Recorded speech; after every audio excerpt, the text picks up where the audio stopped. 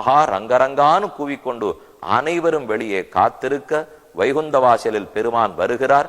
அவர் நடையழகென்ன, அவர் சாத்தி கொண்டிருக்கும் ரத்தனாங்கியின் அழகென்ன, அங்கு பக்கத்தில் இருக்கும் ஸ்ரீபாதன் தாங்கிகள் எழுந்துருளப் பண்ணும் சீர்மை என்ன.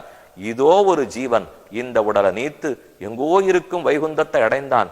பல்லாண்டு பல்லாண்டு பல்லாயிரத்தாண்டு பல கோடி 100,000 மல்லாண்ட திண்டோள் மணிவண்ணா, உன் சேவடி செவி திருக்காப்பு ஒத்தொத்தருக்கும் சாந்தி ஏற்படட்டும், ஒத்தொத்தருக்கும் நன்மை நடக்கட்டும்னு பிரார்த்தித்துக் கொள்ளுகிற நேரம் பெருமாள் வைகுண்ட வாசலில் இருந்து வெளியே வருகிறார்.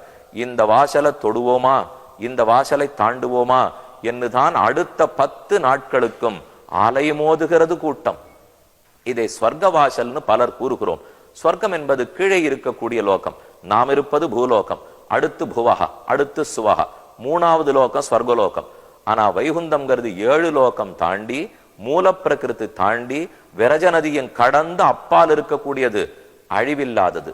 சொர்க்கலோகமும் பிரம்மாவுக்கு பகல் முடிந்து போனால் அழியக்கூடிய லோகம். அதனால அன்பர்களிடம் ஒரு வேண்டுகோள், இதை சொர்க்கலோகம்னு சொன்னால் தாழச் சொல்லுகிறோம்னு அர்த்தம், பெருமையை குறைக்கிறோம்னு பொருள். வைகுண்டவாசல்னு சொல்லணும், சொர்க்கவாசல்னு சொல்லுவதை விட வைகுந்தவாசல்னு கூறினோம்னால் அப்பதான் அதனுடைய பெருமை நிலைக்கும். பெருமான் வெளியே வருகிறார், வெளி மணல் வழிக்கு எழுந்துள்ளுகிறார்.